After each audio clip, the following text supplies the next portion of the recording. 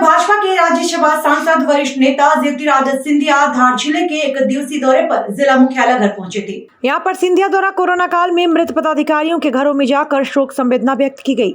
इस दौरान उन्होंने सर्वप्रथम जिला भाजपा कार्यालय में जिले भर के भाजपा कार्यकर्ताओं को संबोधित भी किया और आगामी योजनाओं पर दिशा निर्देश दिए, जिसके बाद वे भाजपा से जुड़े कार्यकर्ताओं के यहाँ शोक संवेदना व्यक्त करने पहुंचे।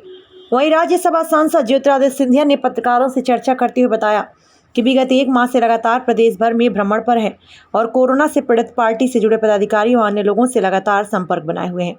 प्रदेश भर में सभी को मदद का हर प्रयास कर रहे हैं।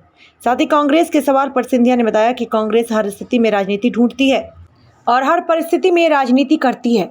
कांग्रेस को एक ही काम है, बस प्रश्न उठाना। प्रदेश में लगातार आपराधिक मामले बढ़ने और महिला उत्पीड़न पर सिंधिया ने कहा, प्रदेश की शिवराज सरकार इन मामलों को लेकर गंभीर है और हर तरह से अपराधियों के खिलाफ सख्त से सख्त कानूनी कार्रवाई की जा रही है। कोई भी गलत काम हो जिसको लेकर सरकार सख्त है। महंगाई के मुद्दे पर सिंधिया ने कहा, कोरोना के चलते हमारा देश ही नहीं संपूर्ण विश्व महंगाई की चपेट में है। जल्द ही हमारी सरकार आर्थिक हितों के में सुधार में सफल होगी। कई ऐसी योजनाएं गरीबों निर्धनों के लिए केंद्र और राज्य सरकारों द्वारा चलाई जा रही हैं, जिससे लोगों को ज़्यादा से ज़्यादा लाभ मिल सके। लगातार लोगों के लिए बजट बढ़ाया जा रहा है, जिससे लोगों को लाभ होगा। थोड़े समय के लिए कठिनाइयां रहेंगी।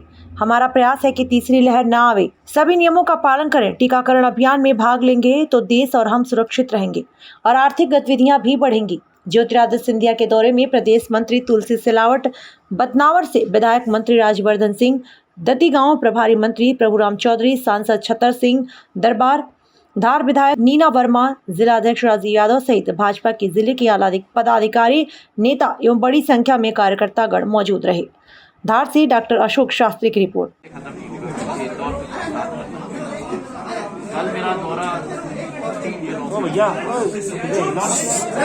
मेरी विचारधारा और सोच मध्य प्रदेश की जनता के साथ जुड़ी हुई है और इस कोरोना काल में शोक संवेदना और श्रद्धांजलि देने का ये दौरा है। आज मेरा, जैसे मैंने कहा, मेरा 11वां दिन है। 14 जिले मेरे हो चुके हैं, 3 और जिले में कल कर रहा हूँ। जनता के बीच में उनके दुख दर्द के समय में रहना मैं अपना धर्म मानता हूँ, उसी धर्म का मैं निर्माण हूँ। सिंधिया जी, ये टांडा और अलीगढ़ मुझे सूचना नहीं है कि क्या हुआ है, पर 2-3 घटनाएं मेरे समक्ष में आई और जो सूचना मुझे मिली है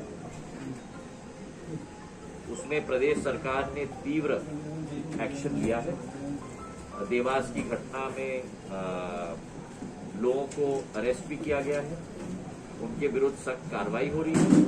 इतना मैं आपको कह दूं कि शिवराज सिंह जी के नेतृत्व में मध्य प्रदेश में भारतीय जनता की पार्टी की जो सरकार चल रही है, कोई भी गलत काम हो, महिलाओं के विरुद्ध, किसी भी व्यक्ति के विरुद्ध, किसी को बख्शा नहीं जाएगा।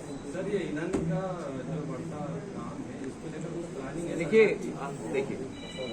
हम लोगों को ये भी समझना है कि पिछले 1.5 वर्षों से कोरोना काल का वातावरण पूरे विश्व में और पूरे विश्व में ये माहौल है, केवल भारत में नहीं, पूरे विश्व में महंगाई का माहौल है, आर्थिक विसंगतियों का माहौल है।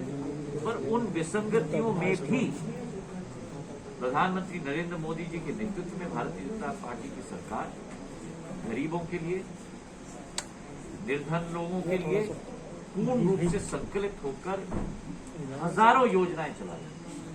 अब उनका उल्लेख मुझे करने की जरूरत नहीं है, क्योंकि आप लोग भली भांति परिचित हैं। चाहे राशन की बात हो, दिवाली तक हो की बात हो, चाहे हमारे प्रवासी मजदूरों के लिए बात हो, चाहे एमएसएमई इंडस्ट्रीज के लिए बात हो, हर एक श्रेणी के व्यक्ति के लिए कुछ न कुछ राहत के रूप में सरकार के द्वारा दिया गया। मनरेगा का एलोकेशन बजट में बढ़ाया गया है। हर चीज पर हम लोग कर रहे हैं जितना भी संभव है। पर जैसे हम लोग अपना घर का बजट बैलेंस करते हैं, बंद कर दो उसको, वैसे ही देश का बजट भी तो बैलेंस होता है। कोई भी कोई भी देश एक केवल मनी प्रिंटिंग मशीन नहीं होती, तो वो देश का बजट भी बैलेंस होना पड़ता है। और थोड़े समय के लिए ये कठिनाई होगी। हमारी कोशिश है कि तीसरा लहर ना हो, पर वो सरकार के ऊपर निर्भर है, वो हम सब के ऊपर निर्भर है। और आपने मेरा अभी वक्तव्य भी सुना, जिम्मेदारी आप पर है, हम पर है, हर एक व्यक्ति पर है। अगर नियमों का हम लोग पालन करेंगे, अगर टीकाकरण अभियान में हम लोग भाग लेंगे, जिसके बारे में कृपा करके आप भी अपने चैनलों के द्वारा जरूर कहिएगा, तो फिर देश जरूर सुरक्षित रहेगा। और जब देश सुरक्षित रहेगा तीसरी लहर से, आर्थिक गतिविधियां भी हमारी बढ़ रही हैं और दोबारा आर्थिक रूप से भी देश पटरी पर जरूर आएगा, जिसके फर्स्ट साइन हम ऑलरेडी देख रहे हैं। सिंधिया जी, राजा भोज की नगरी में सबसे पहले मीडिया की ओर से आपका स्वागत है। कांग्रेस के डीएनए और कांग्रेस को लेकर के आप लगातार अभी टिप्पणियां कर रहे हैं, बहुत ऑफेंसिव टिप्पणियां आ रही है कि कांग्रेस ट्विटर तक सीमित हो गई है। कांग्रेस में ऑफेंसिव क्या है? मैं पूरा आप तो ऐसी बात कर रहे हैं कि जैसे मैं ऑफेंसिव, मैं तो जो वास्तविकता में कह रहा हूँ, कांग्रेस का आंतरिक लोकतंत्र कहीं न कहीं नहीं बचा है। नहीं, और नहीं, बीजेपी को जिस तरह से नहीं, आपने आत्मसात किया है, मेरा प्रश्न अभी आप तक आया, हाँ। बीजेपी को जिस तरह से आपने अंगीकार किया, आत्मसात किया है, तो बेसिक डिफरेंस कांग्रेस और भाजपा में क्या देख रहे हैं? जिस तरह से लगातार आप, ऐसा लग रहा है कि जैसे बीजेपी का देखिए, जब मैंने अपना पूरा वक्तव्य दे दिया, मैंने सिद्धांतों की बात की, मूल्यों की बात की, जनसेवा की बात की, हर एक विषय जो आपके प्रश्न के साथ ताल्लुकात रखता है, उस विषय पर लंबी मैंने चर्चा की है अभी। उसके बाद ही आप मूल प्रश्न पूछ रहे हैं, तो या तो आपने मेरा वक्तव्य नहीं सुना, मैं नहीं सुना, तो फिर दोबारा कृपा करके सबने रिकॉर्ड किया सुन। देखिए, मैंने कहा ना कि कांग्रेस हर स्थिति में राजनीति ढूंढती है और हर विपत्ति में भी राजनीति करती है। मुझे तो आश्चर्य है कि कोरोना जैसे विपत्ति में जहां देश के साथ खड़ा रहना चाहिए कांग्रेस को, वो पार्टी वैक्सीन पर प्रश्न चिन्ह उठा रही है, वो पार्टी लॉकडाउन पर प्रश्न चिन्ह। लॉकडाउन किया तो क्यों? लॉकडाउन उठाया तो क्यों? दूसरे वेव में जब हमने राज्यों को अधिकार दिया लॉकडाउन के लिए, राष्ट्रीय व्यापक लॉकडाउन क्यों नहीं किया? अरे आपने तो विरोध किया था ना जब पहला लॉकडाउन था। राज्यों को अधिकार दिया जाए तो क्यों? राज्यों को अधिकार न दिया जाए वैक्सीन प्रोक्योरमेंट के लिए तो क्यों?